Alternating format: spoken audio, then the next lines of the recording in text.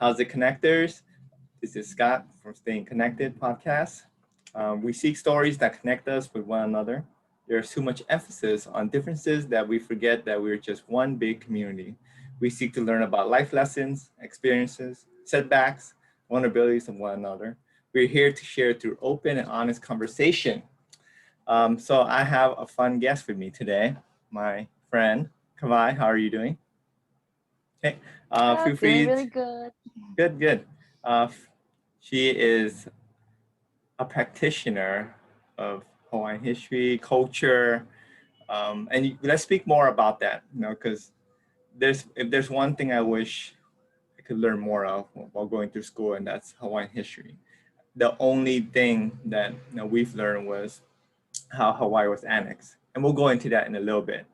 But first, I know Kamai is just a shortened version of your full name.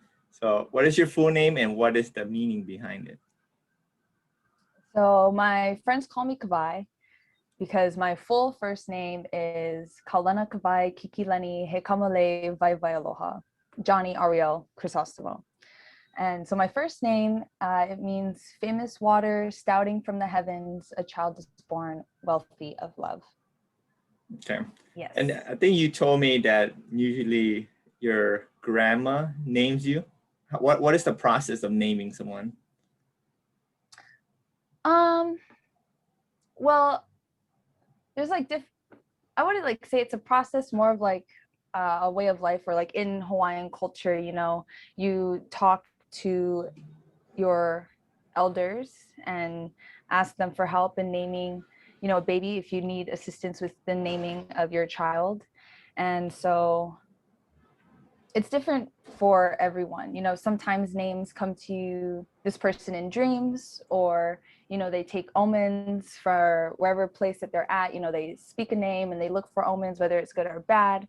But the way that my puna did it was she just wanted to incorporate my mom's name, which is Kaulana, and my dad's name, which is Vai Vai Aloha, into my name. And she also wanted to incorporate the place that they met in my name, which is Waikiki. So that's how I get Kawai Kiki.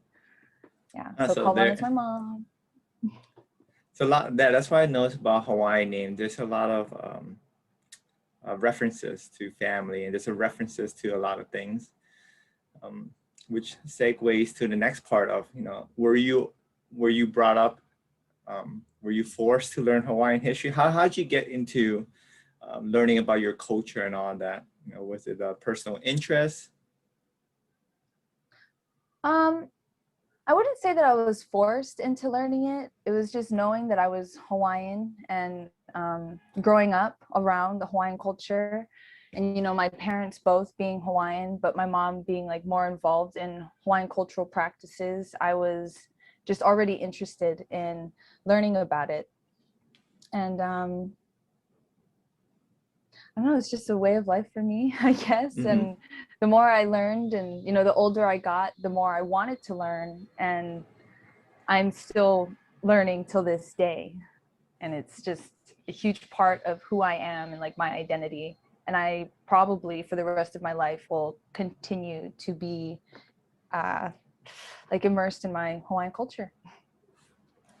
Yeah, I just mentioned forced because growing up, I was forced to learn Vietnamese culture, which probably strayed me away from the path. Because imagine you're a little kid, right? And you just want to go out and just play and have fun, but instead you're at home studying for hours, which, as a little kid, who wants to do that? And it left a very bitter taste in my mouth, until recently as an adult, revisiting my culture, revisiting my heritage, and learning, what Vietnam was all about. So I want to ask you because I know you're in the halal right now. Is that how typically, let's say one is not of Hawaiian blood, is that how usually someone would learn about Hawaiian culture and Hawaiian practice through halal? No, there are so many different ways, a person who isn't Hawaiian to learn about the Hawaiian culture. So the reason I'm a part of a halal is because it's my family halal, and my mom was in it, my mom is in it, my auntie, my puna, which is my grandma, you know, they were all very involved with this halal for their whole life. And so that's why I am also involved. But for different people, there are different aspects of the culture that you could be introduced to. For example, if you're a fisherman, even if you're not Hawaiian, you know, you can go around the island to all of these local i'a, which are fish ponds, and you can volunteer there. And by volunteering there, you're going to be learning, you know, the Levi'a way of life, or like the Hawaiian fisherman way of life, and how they did, you know, fishing, how they created these ponds, you know, what kind of hooks they use, what kind of materials they use to go fishing. Or you could also volunteer at different lo'i. I know there is one, I think associated with Manoa. It's like right on, what's that street? Dole Street, I believe. It's right on Dole Street, and I'm sure you can like call them up and just be like, hey, I kind of want to learn some things. And then you can also get involved with mahi'ai. So mahi'ai is farming. So that's what farmers do. They work in the lo'i and they cultivate taro, or we call it kalo. But there's so many different ways to get involved. Just my way is through hula. Mm-hmm. And how many hours are you expected? Let's say I want to get interested into farming. You know, what would be like a typical schedule? Is it just whenever I'm available? What's that like? So like if you wanted to get into like Hawaiian farming, it would just depend on the amount of time that you want to put into it, and you know, the amount of work that you want to put into it. Like if you're really interested and you're passionate about it, then you're gonna give all the time that you can to it. And I know volunteers who have you know, gone to these different lo'i, you know, started off like maybe volunteering for 2 hours a week, and then they got more interested in it, and then they started visiting the lo'i like twice a week. And then just as your interest grows, your participation in that cultural practice will also grow as well. Hmm. And I know you mentioned you were in hula, and I know the requirements for that is different. Can you talk more about that? Wait, one more time. The requirements to dance in your hula. Because I know you have a goal to be one of the singers, right? So yeah, right now I am working towards a title of Olapa, which means dancer. And so I guess the first thing I want to say is that not all halal are run the same.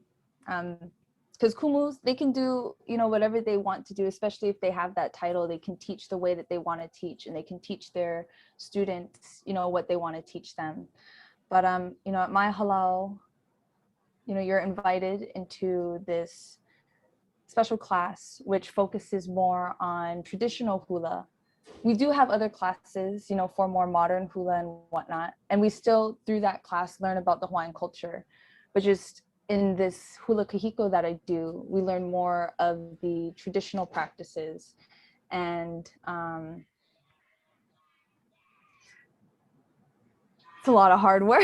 Yeah. It takes up a lot of my time, but you know, no regrets. I'm more than happy to like give this my all and just to put as much time into it as possible, because it brings me closer to, you know, my culture and my ancestors, and you know, their ways of living, and you know, what they believed back in the day. And it provides me like a deeper understanding of who I am and where I came from. And because of that, I feel more, I guess, whole or like at peace with myself. It's definitely a great way to preserve culture and heritage. And I wish there were more um, like halals for Vietnamese people, if there was a Vietnamese version. But you mentioned traditional methods. What are these traditional dances or traditional cultural practices?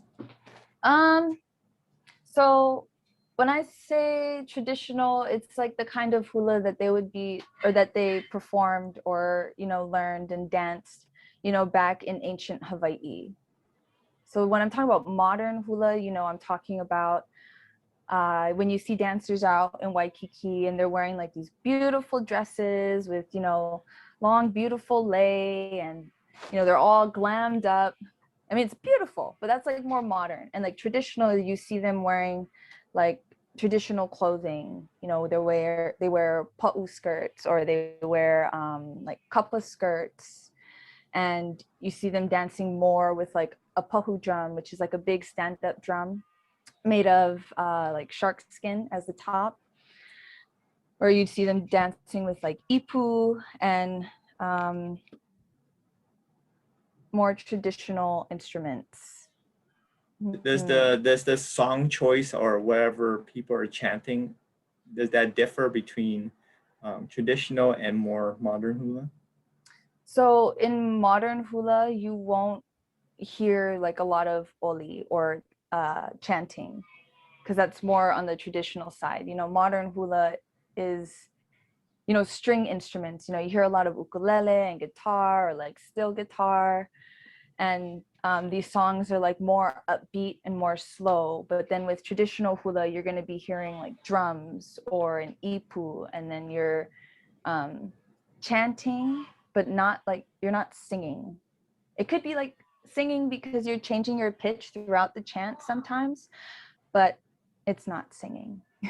Mm. What are your opinions on more of the modern hula? Do you think it's kind of taking away from the traditional hula? Do you think it was appropriate since it introduced people to Hawaiian culture? What are your thoughts on that? I love modern hula. I think awana, so modern hula is called awana and traditional hula is called kahiko. And I love both of them equally, and I love them for different reasons. But modern hula is so much fun, and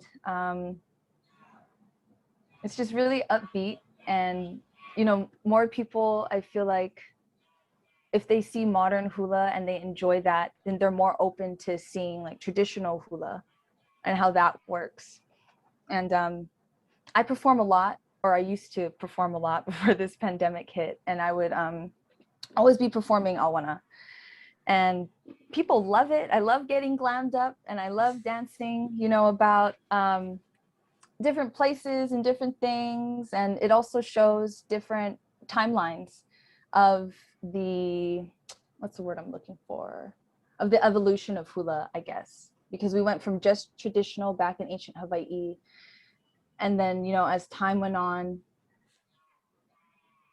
you know, we weren't able to practice hula for a little while Wait, why is because of that? all of the it was like, it was banned. So I can't say exactly when, but, you know, after we started to get colonized and, you know, the US came here, missionaries came here, they thought that, you know, hula was very vulgar, and it was kind of like a savage practice that wasn't like okay. And so they banned it, and we couldn't practice hula for the longest time.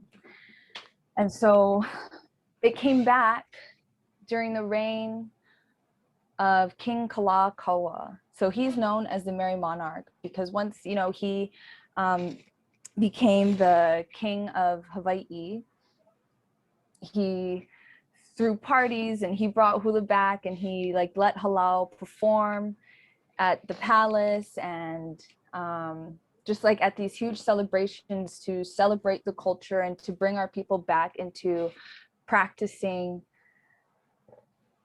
our culture, basically. And I think that's what also introduced, you know, the more modernized version of hula. I don't know if this is the reason, but I think it got modernized into something that's like really pretty and sing-songy, so that it would be accepted, you know, by people who weren't Hawaiian and who wanted it banned. Yeah. Mm. No, I'm glad that that happened. I'm glad he had the foresight to look at that, because some of my Hawaiian friends, I won't mention them, I asked them about how that came to be, and it, pardon my lack of knowledge about it, but it feels like a little bit of gentrification of hula. You can disagree with me or not, but it felt like it was a necessary thing to do in order for the culture to survive. Oh, for sure. And for, the longest time, people had to, learn hula in secret because it was like frowned upon and just looked down on to be learning hula, because that's not what was accepted, after we got taken over. But I feel so lucky to be living today because I have the opportunity to openly learn my culture and to share it with others. And, it's going to be accepted. And like, I'm even more lucky that, I live in Hawaii practicing, Hawaiian culture, because if I lived anywhere else, I probably wouldn't be doing what I'm doing now. Is there a story or a theme every time you guys, before the pandemic, when you guys would perform? Does your kumu decide, okay, here's the theme for tonight? Or is there like a set list of, okay, we gotta do these songs, we gotta do these songs? So for the performances that I would do, like my Awana performances, it wasn't with my kumu, it was with my auntie, because she is a performer, she sings, and she just, wants dancers to accompany her with her song so that the audience is, better entertained. And there's really not a set list for that. There's not really a theme. She tries to go by themes or like by sections, try to put similar songs together. But it's just, whatever I know how to dance, that's what I'm going to be dancing that night. But when I perform the more traditional hula, I guess you could say that there is a theme, but, only the kumu knows what that is. And she's going to tell you, this is what we're performing. Let's do it. Okay. And I don't ask why. I'm just like, okay, yeah, that's what we're performing. Great. And then after, performing it, and seeing, the whole set come together, because, when we practice, it's kind of just like, these group of dancers are going to practice their numbers together. And then after they leave, the next group of dancers come in and practice their numbers together. And you don't really see the full, like the whole thing put together until the performance day. And then you can see the theme that my kumu was trying to put together, which is, it really does bring tears to my eyes most of the time, because it feels very powerful. Yeah, it feels like she's a conductor putting pieces and pieces together, and then you see the final picture after. Is there a particularly favorite? Yeah. Is there a particular song or type of dance that you enjoy personally? Oh, particular song or dance?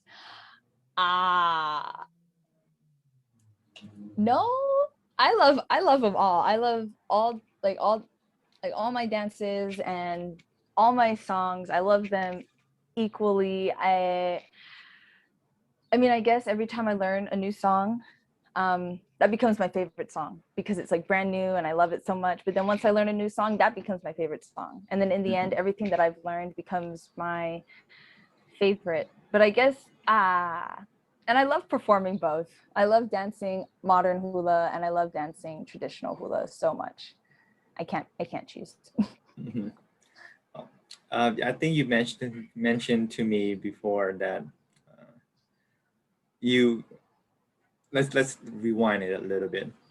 Now the obviously the kumu of the halal is the top dog, right? What is the progress? Let's say I'm a newbie just wanting to join. What's the different pathways that I can take, that I can go towards? Because I know you have your goals. You know, Mm-hmm. what's the final objective, or like what's like the different rankings? Sorry, I'm wording this very weird, but No. I think I'm picking up what you're putting down. I guess that just depends on the individual, like how much time, again, that you want to invest in whatever you're learning. And like I said before, all halal are different. Things are run differently, and you can just join a halal and just learn modern hula, and that'll be okay, because even doing that and learning Hawaiian songs, you're learning so much about the culture that way anyway. And like I said, I don't know what it's like for other halal, but for mine, you know, you're invited to learn traditional hula. And for me, working towards my title as Olapa, like I want to do that because I went away for college. Actually, rewind some more. I quit hula in middle school because I felt like I was being forced to dance hula, even though before that I was like all about it. I loved it. And then I felt like I was being forced to dance because I had to either pick hula or sports. And I wanted to play sports in middle school and high school. And, you know, dancing hula prevented me from doing that. And I didn't want to dance anymore because it was stopping me from doing the things that I wanted to do.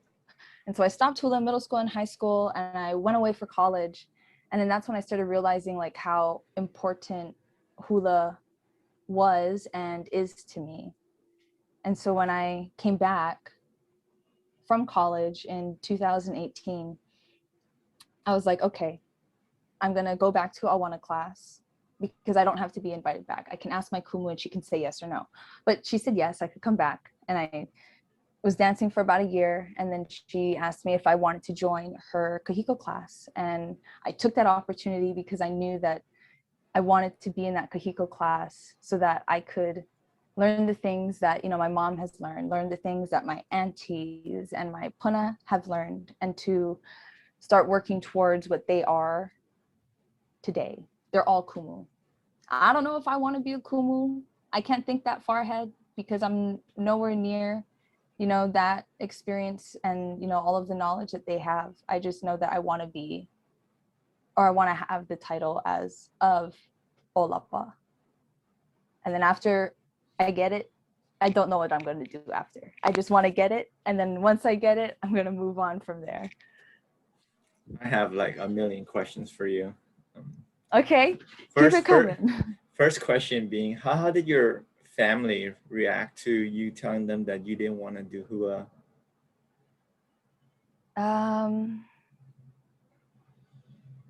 They were very sad. They were very sad. It was my dad who actually, you know, encouraged me to stand up for myself and, you know, to stand up for the things that I want to do and the things that I need to do. And he had told me, you know, if you don't want to dance anymore and it doesn't bring you joy anymore, then you have to stand up for yourself and tell them. And, you know, my mom was really sad about it. My aunties, my puna. I felt like I was like disappointing them a lot because, you know, dancing hula and passing on this knowledge is kind of, you know, the only way to keep our culture alive in our family. Because once all of this information stops getting passed down, future generations are going to lose that knowledge as well. And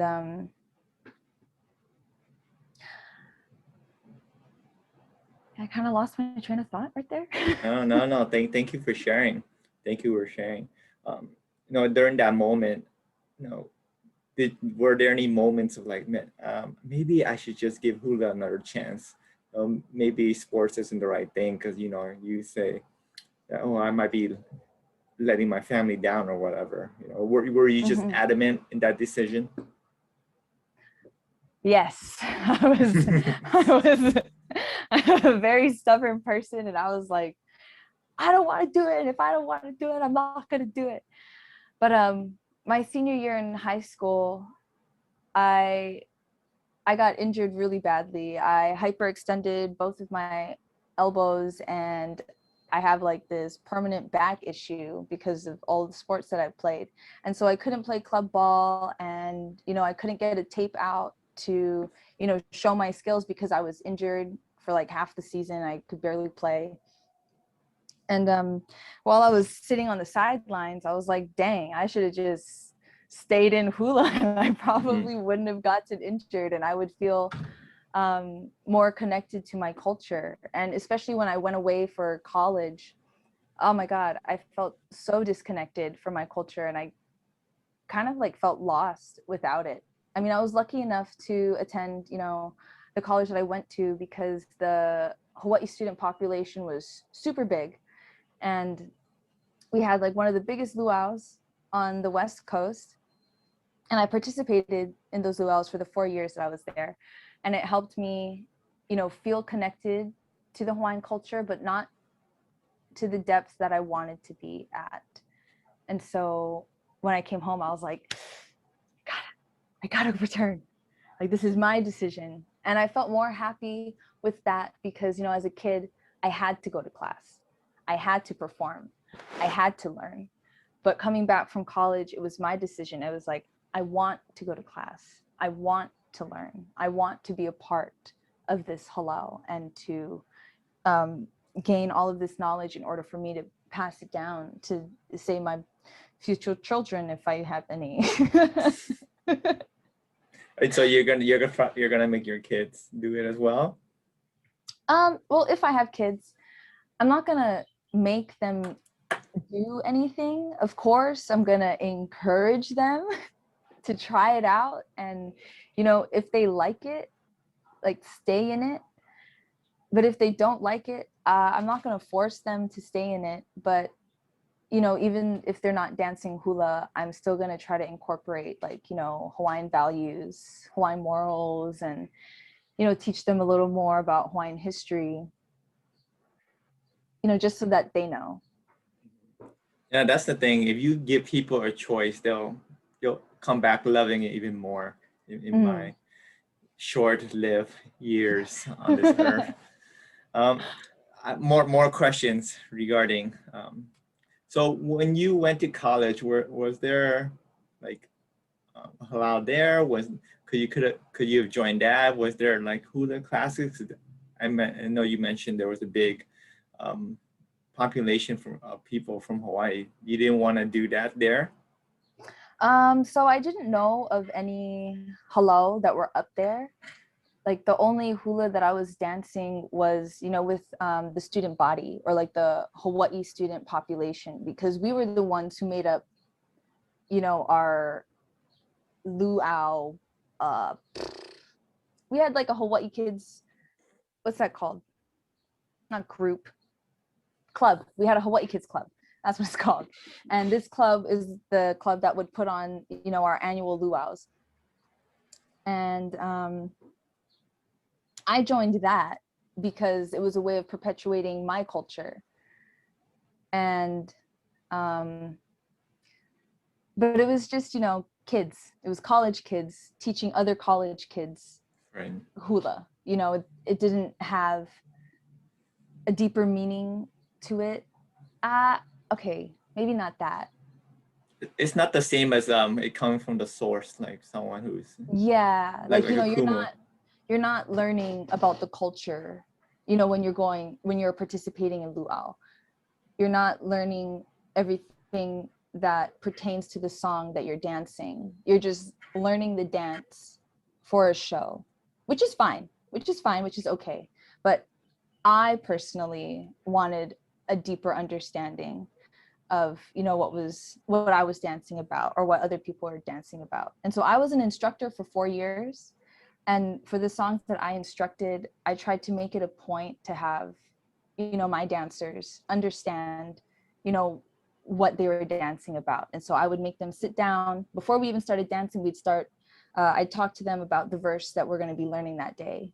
You know, I'd give them the words, the Hawaiian words, give them the translation, and I'd give them, you know, my mana'o, or my thoughts on this verse. And then we would learn it. I don't know how other instructors did it, but that's what I did.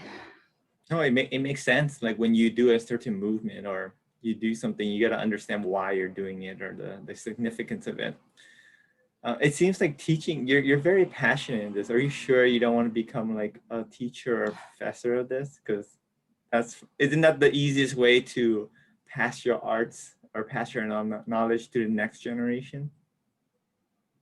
Yes, is to become a teacher of this, or to become a kumu. I am very passionate about it, but the reason why I don't want to say that I will become a kumu or I will become like a professor is because I'm not ready to accept those responsibilities, because there's so much more for me to learn. And although I do have, you know, the knowledge that I have, it's still not enough for me to even think about being a kumu, I guess. Right. And I know you told me that being a kumu is like getting your PhD or your MD. Yeah, definitely. When I explain, you know, the different titles to people, I try to make it more relatable or use terms that they would understand. And so what I'm doing right now to get a title as olapa, that's kind of like the first stage. It's kind of like getting your bachelor's degree in whatever. So it's like I'm getting a bachelor's in the study of the art of hula. And then the next level would be ho'opa'a, which is, you know, a chanter and a drummer. And you can only do that after you get your title as olapa. You can't really jump from, you know, nothing Right. to ho'opa'a. You have to like get your titles. And so ho'opa'a is like going to grad school and graduating with that.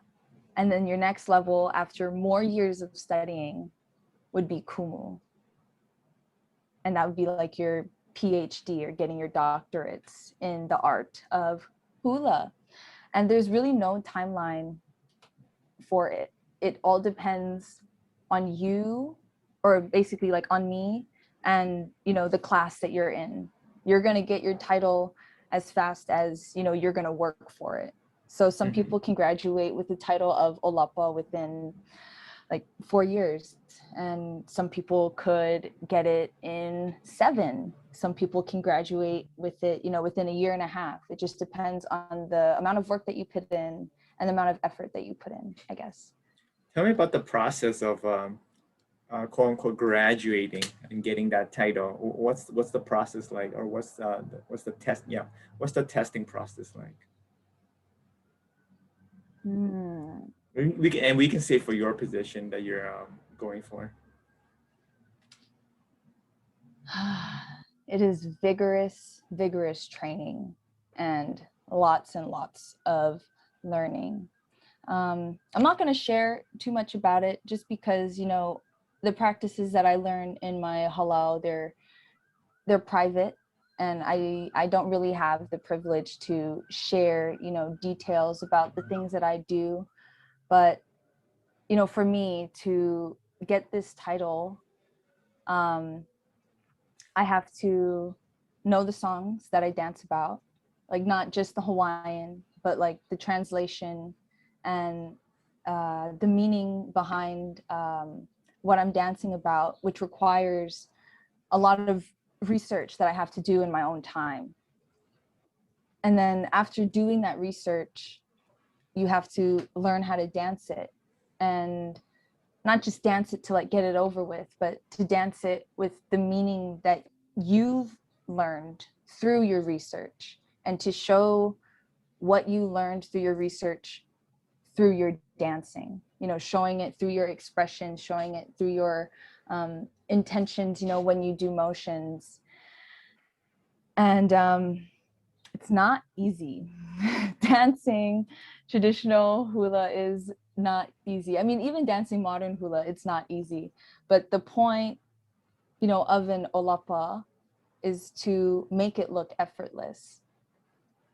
Well, not the point of being an olapa, but as an olapa, you're supposed to make your dancing just look so effortless, even though it's probably like, it is actually very, very hard. I spend hours a week practicing and researching and doing homework. But the more I, you know, research, the more I practice, like I said before, the more connected I feel.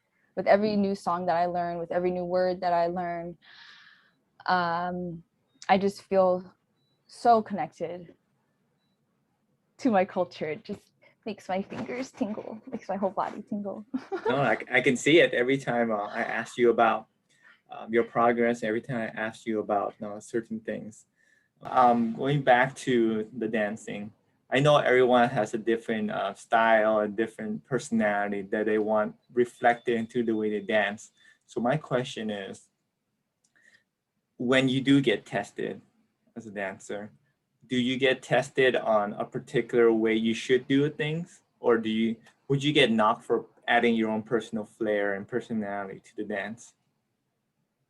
You definitely don't get knocked points, or if you could call them points, you don't get knocked for adding your own flair. So I guess what we would call it is expression. So that's how you can add, your own personality into what you're dancing, by showing expression on your face, or showing or moving your body in a certain way. But there is technique to dancing, and you have to execute, hula moves properly and, correctly for it to be, hula. You can't do like, say, a kaholo. So it's kind of like a step, step, step together, step, step, step together. That's a kaholo. You can't be like step, step, step, step, step together, because that's not executing the technique properly. Mm. But the way that you can add, your own personal flair is, the way that you move your hips, or, the motions that you do, that you add on, with your hands, or the expression that you have on your face when you're doing these motions. That's how you add a personal flair. Like, for example, I love dancing hapa songs. So it's like English songs with, like, Hawaiian music. And they're just really fun and upbeat. And of course, I have to execute, my hula moves and my hula steps properly. But, at certain times, I'll like swing my hip a little more, and I'll wink at the crowd, or like blow them a kiss while I'm dancing. Or I'll do like a little shoulder shrug, or like a little snuggle when I dance. And that adds, me into it, along with what I'm trying to express about the song. Like, say it's a love song, so I want to, show love in my motions and in my movements and in my face. But the way that I show love, with my expression, is completely my own. If that makes sense. Does that make No, it sense? does. No, it does. It does make sense. I'm just wondering, is there like a way for, let's say someone picks a song, and in dancing, there's a lot of freestyling. Is there freestyling in hula?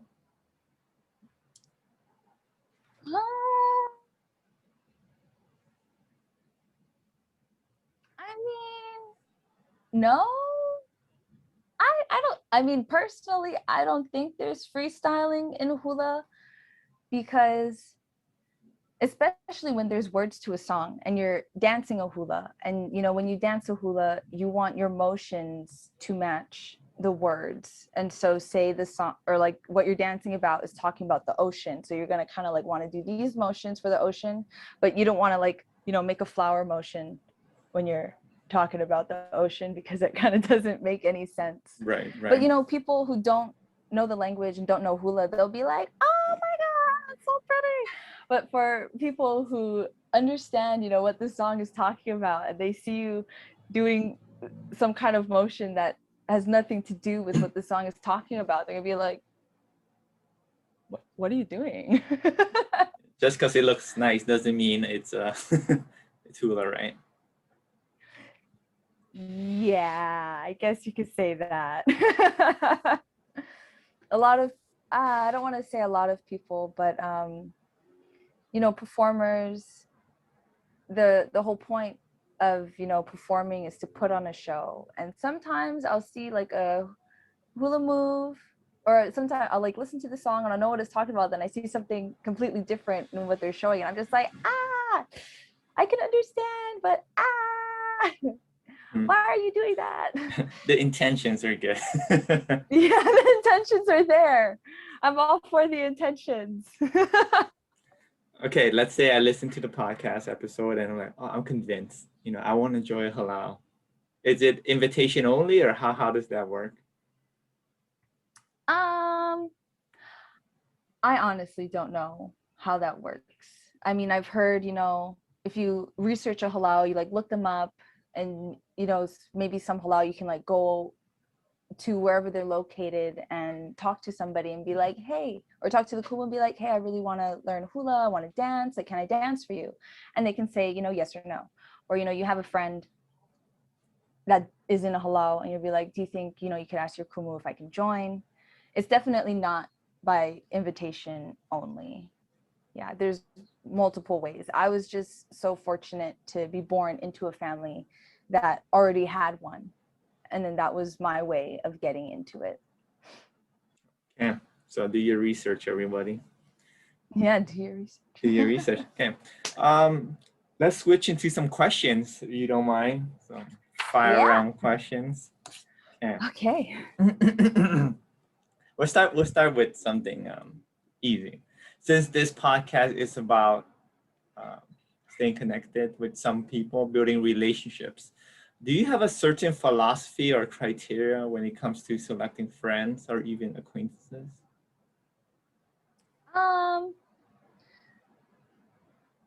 I guess I would just say if their vibes match mine, then we can be friends.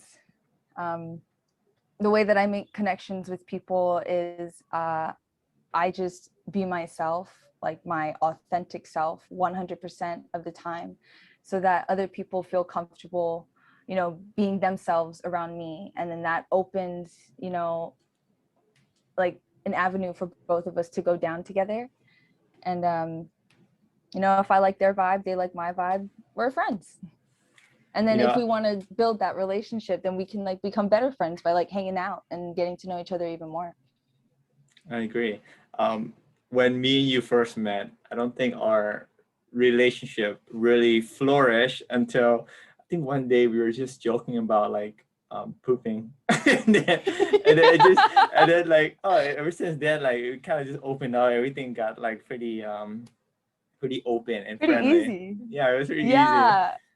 I agree, because I think poop is a very hard topic for a lot of people, but if you can talk about it comfortably with someone, anything is possible at that point. No, I certainly do that. It's my poop test to see if someone's like pretty cool, or like when I meet someone new, right? And then I think, this person is pretty cool. I do the poop test on them.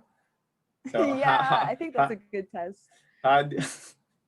I won't reveal how I ask about poop because that might be a little bit too TMI, but yeah. But okay, poop test works, as you can clearly tell. See, okay. It does. Okay. How do you build long-term relationships with people? Oh, how do I build long-term relationships with people? Well, first I have to decide if, I want them in my life long-term. And that's not a decision that can be made lightly, I guess. It takes time for me to know if I want this person in my life for a long time. And then if I do decide that I do want to, stay connected with them, I'm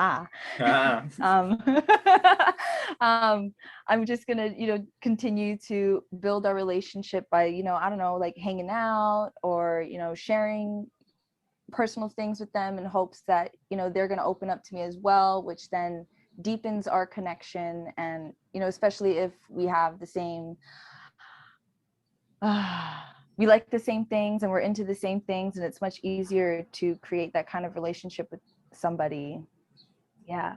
No, I was gonna say during this pandemic is been quite difficult to stay connected with with everyone in my life. So how have you navigated through that? Because for myself, I've just been reaching out like, hey, how are things going? Or like you said, if I find areas of interest, let's say it's sports or whatever, I would send them a picture or a meme or something just to get the conversation started. So how did you navigate through this pandemic about staying connected? Well, it was all virtual stuff because, pandemic, I'm just going to stay in my room, stay at home and go to work. But, texting people, FaceTiming people, and like if I meet someone new and I like their vibe, then, I'll just start sharing things about myself in hopes that they'll share something too. And then with, us sharing, we find like common ground. And if we wanted to, like, we can build from that. Does that answer your question? Yeah, it does. It does. All right, cool. Okay, now this is a favorite question of mine. What's been your favorite failure? And a favorite failure can be something that has set you up for success, for example. My favorite failure is not applying to grad school. So after college, I majored in exercise science. And my intention was to apply to grad school as soon as I finished college. And I didn't because I saw how expensive it was. And I was not down to take out more loans just to go to grad school to be more in debt. But I also saw that as me failing because I wasn't going to stay in the mainland to learn or to, advance my educational goals. I had to come home. And in that, I felt like I failed. But because I didn't go to grad school and I returned home, I have the job that I have now, which I love. And I was given the opportunity to rejoin my halal and to then be invited into, the special class that I'm in now. And if I didn't come home and I went to grad school, I probably wouldn't be working towards, my title as Olapa. And if I don't know where I would be in life or like as me if I wasn't working or if I wasn't doing what I'm doing today. So I'm actually pretty happy that I did not apply to grad school. What would you do? You apply to grad school. I wanted to be an athletic trainer because I was in sports my whole life and I got injured all the time and I spent so much time in the trainer's office every day, basically every day. And then sometimes I was just there to hang out and just to like talk to the trainer at my high school and get to know the things that he knew. I just got really interested in that and I wanted to do that. I still kind of want to do that, but at the same time, I'm like, I don't need more loans right now. I'm good. Right. Yeah. Just a couple more questions. I want to be time sensitive. So what beliefs, behaviors, or habits have you picked up that has affected your life positively? And it could be from this year, last year, 5 years. I mean, this isn't really, it can relate to Hawaiian culture, but it's not really Hawaiian culture. It's just making time for myself, especially for, my own mental health. I always kind of just spread myself so thin doing so many things at the same time, and it just stressed me out. And even after college, I was still spreading myself way too thin. And only recently, like in the past year or so, maybe 2 years, I started to create time for myself that doesn't involve anybody else but me, to focus on the things that I need to do for me. And like me time could include, I don't know, like a at-home spa day for myself, where I give myself a facial and I do my hair nice, or I take a really long shower, or I put on some good music, light some incense, and do some stretches in my room. And by doing that, I've definitely improved my mental health and my way of life and how I go about my days. I'm a much happier person. Oh, for sure. You gotta take care of the internal to better affect the external. Okay. Last question. Last question. Okay, you get a 30-second PSA to broadcast any message to the world. Don't worry about language, assuming everyone can understand it. What would it be? PSA, I think I need more than 30 seconds, but it's basically what I would share, Hawaiian values or morals, like, for example, aloha. Aloha doesn't just mean hi, it's like unconditional love, to give without expecting anything in return. What's mine is yours, and to show compassion and empathy towards others, because you never know what someone else is going through. Or like lokahi, which means unity. And that's unity with your own mind, body, and your soul, but also like harmony with other people, like making those connections with others. And kuleana, which is responsibility and accountability. you know, you have to hold yourself accountable.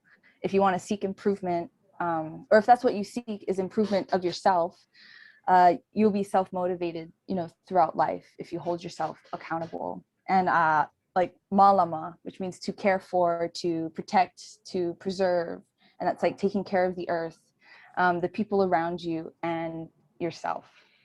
Yeah, that would be my 30-second PSA. No, Hawaii is very dear to me. No, I think I told this in other podcast episodes, but I've been traveling around a lot when I was a kid, and this is the only place. Hawaii has been the only place that, sorry, Hawaii, said something in the presence of you.